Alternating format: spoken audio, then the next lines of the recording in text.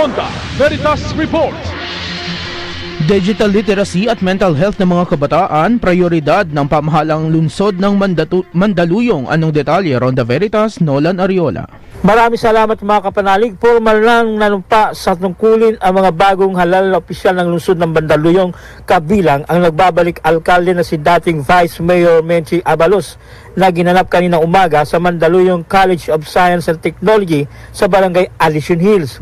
Ang seremonya na pinamunuan ni outgoing Mayor Ben Abalos bilang inducting officer at sinaksihan ito ng kanilang mga pamilya, mga empleyado at opisyal ng pamahalaang lungsod at ilang mga taga-suporta.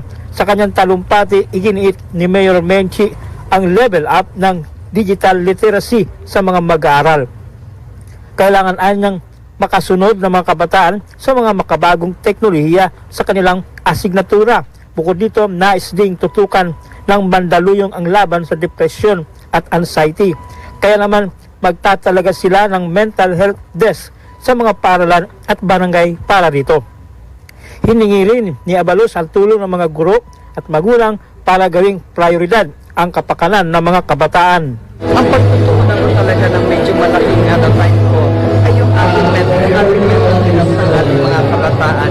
Alam naman natin ngayon, di ba, yung bullying and at the same time yung ating pagkakaano ng mga kabataan, iba na kasi ngayon. So sabi ko kaya kami noon nag-launch kami ng Saglit Balisa para sa mental health,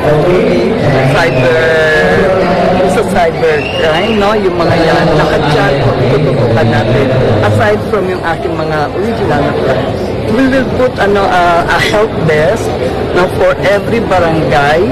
Para sa mga schools natin, meron po tayong ilalagay dyan ng mga help desk. They can write whatever yung kanilang mga problem. Yan ang tinig ni Mayor Abalos. Mga kapanalig, isa sa advokasya ng Simbahang Katolika ay ang pangalagaan ang mga may karamdaman saan man at sino man. Para sa Veritas 846, ang radyo ng Simbahan, ako inyong kapanalig, Nolan Ariola, sumainyo ang katotohanan. Ronda Veritas Report.